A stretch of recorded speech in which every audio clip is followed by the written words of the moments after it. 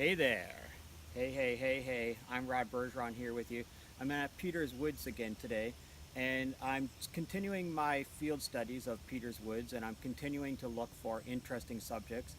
And it's a little bit of a hike in here, but it's a really super interesting protected area here in southern Ontario. So I'm looking at this fallen tree behind me and this fallen log, and I'm looking about how it is I can put that on the page in an interesting manner. And so one of the things I want to talk to you today about is not just composition and organizing it on the page, but I want to talk about how it is that we make dark areas dark. It's a really interesting thing to think about. How is it that I can cross hatch and shade stuff in to make dark areas dark? And I think we have a really interesting subject here with this fallen tree behind us. So let's have a look at it.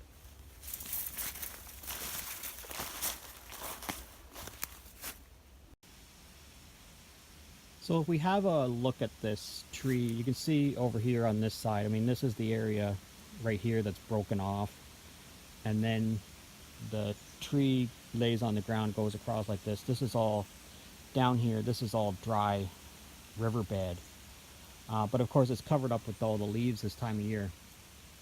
So I'm thinking I'm going to start here with this area, this broken stump part, and then put in some of this. And you can see how under here, it's very dark in there. So I'm going to cross hatch that really harshly. Same with along here. It's very dark in there. So we have to remember it's still a curved tree. It's still fallen down. How is it that we can make it look like a tree, and how is it that we can make it look like it's got some dark areas to it? So let's get at it.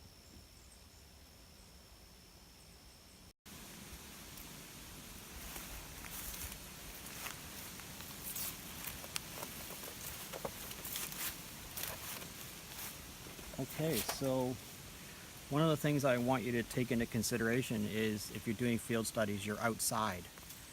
And I'm outside in an area where leaves are falling, so if leaves fall on me, I have to deal with that. But I'm sitting between a couple of little trees here. So it rained last night. So before I sat down, I took these little trees and I shook them fairly vigorously. Not to get the leaves off them, but to get the water off the leaves so that nothing was going to drop onto my page. Okay? So that's a consideration that you really need to make when you're out here doing field studies. I have my glasses, but I can't really draw with my glasses on, to tell you the truth, because I can only use them to look this distance, and I'm looking across this dry riverbank, so I'm going to put those away. It's not helpful for me. Let's again talk about field studies.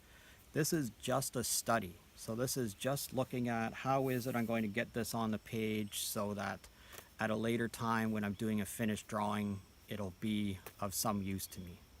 So it doesn't have to be complete, and it doesn't have to be, really it doesn't have to be organized in any specific way. You just need to get your thoughts, the way it is that you're seeing this tree, onto the page. And I'm going to start over here with the stump, and then the tree is a little bit lower. So I'm going to start with my stump fairly high here, and I'm just going to put on a couple of lines to indicate where some of the main pieces of that are. Okay, so I'm not trying to do the whole thing. In the back, behind this stump, is part of the tree that has fallen off this way, and there's a big crack that comes down like this through it. Okay, and then there's another piece that comes up and is quite jagged across here. This is, you can see a little bit of the curve of the tree still. I'm going to do that. And across here, this is almost all broken, jagged bark across there. And there's some other broken, jagged bark across here, so I'm going to do that. So trying to keep my strokes down to, very few pen lines, but the pen lines that I'm putting on here are meaningful. Behind all of this, there's an actual living tree that actually curves up like that. And I'm probably not going to do too much more for that living tree in the background here. Oh, there's a little bug came to visit me. Oops. All right. And then there's so there's a piece of the log that comes across like this and like this. And this is actually curved part of the log that's curving back across there. And I'm going to make curved lines to indicate that that thing is actually curved back in there like that. This is actually also all curved on the inside here, and probably the darkest spot on the drawing. So I'm going to start to indicate that right now by putting those hatching a little bit closer together. This continues down along like this. And then there's a piece here that continues like this for a little ways. And then this curves back up, and this continues along. Okay? There's some people.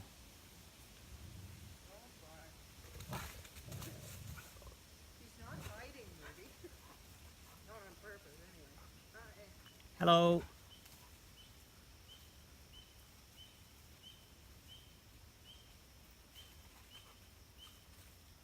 Come on, Ruby.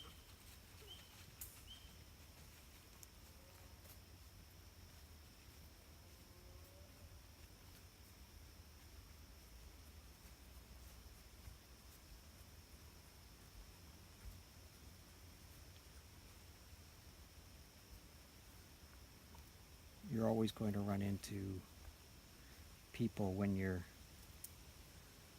out in the woods, and most of them are going to be interested in what it is that you're doing. So you're going to have to live with that. People are going to have dogs, and there's always going to be a interest in artists working outside. So when you come across somebody that's outside, you really just have to acknowledge that they're there and keep working. So this is the inside of this log that I was talking about, and there's a long piece that comes along like that. Remember, when you're putting lines on the page, long linear lines, longer lines make things look like they're longer. There should be no science that's involved in that.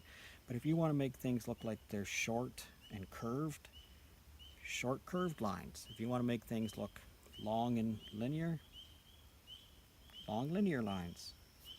I'm going to make this look like it's curved on the inside of this thing, so I'm going to put in some curved lines.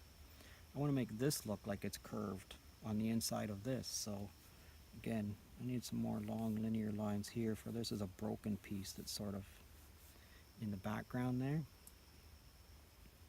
But I'm going to curve some lines from here. And then I'm going to curve some lines from the bottom coming up.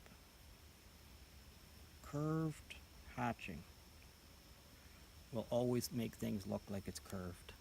Okay? I'm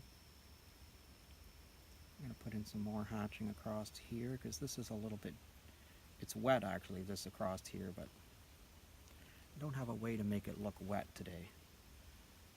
And then, of course, down along here, there's some more curved, where the tree actually hit the ground. This is actually a little bit curved also. I'm going to put in some curved hatching on this.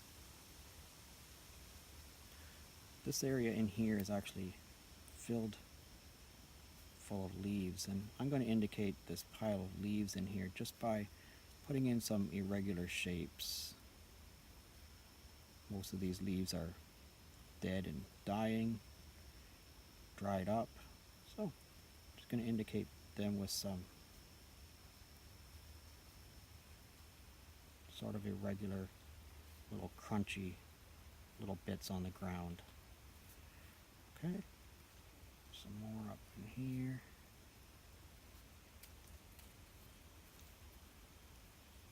Some more laying on this.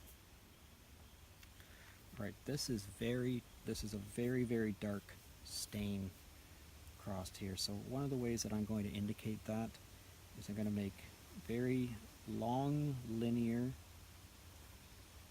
lines like this, and then I'm going to curve very closely over top of that. And again, I'm going to curve very closely over top of that, and curve very closely over top of that. Here is not so much that, so I'm going to put in some long sketchy lines for that area. The other couple of things that I want to indicate in this is there's a tree, a small tree right here. And I'm going to go over this a couple of times to build up some width on it. And then I'm going to come out like this. There's a couple of branches that come out like that and like that. And at the bottom of where this little tree is all covered. Now there's a few crunchy little leaves left on this. I can't see, I think it's a beech tree actually. Might be an ash, it's an ash tree actually. But there's a few leaves on it, so I'm going to indicate those like that. And that's probably all I'm going to do for that tree. There's another one that's a little bit smaller right beside it. And again, I'm going to go over this a couple of times just to darken this up, to indicate where it is. Put a couple of other circles on it. Again, I'm going to put some more crunchy little bits across the bottom here. That's probably it. So this is all hill going up here, so I want to indicate that it is hill. So I'm going to put in some, some sticks and some little leaves indicating that this is going sort of up in this direction. And maybe I'll put in some more here. Very quick. Remember, this is a field study, so this is just giving the idea that there's a hill here, not necessarily drawing in all the hill. I just want to give the indication of a hill. Okay, there's some leaves on the top of this, and there's actually another little tree right here that I'm going to put in. Quick little lines. Put in a couple of leaves on these trees. Maybe make this just a little bit thicker. Again, put some foliage down here on the ground around that. Alright, so I was talking about hatching, so you have all these hatching lines on here. And I also talked about, there was some areas that were very, very dark. Now what you can do is you can go in between those leaves, go into areas like this, and put your hatching so that your hatching is literally one on top of the other.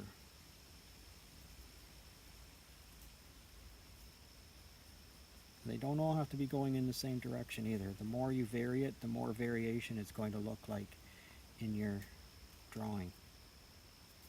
So put some going one way, some going another way, some going a completely different angle.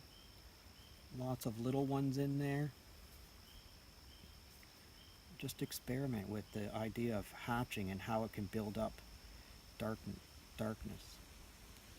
So again, make some lines that are very, very close together, and then some that are a little bit further apart. And then if you want it even darker, you just cross hatch over top of it. Okay? Keep all of your hatching nice and long and linear if you can.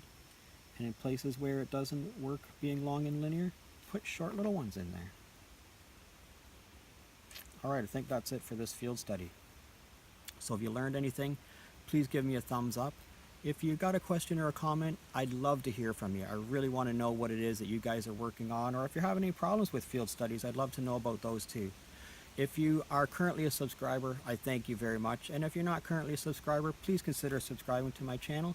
Thanks a lot for joining me today, and we'll see you again next time. I'm going to put a couple more hatching in here. Just get outside and have some fun with your art.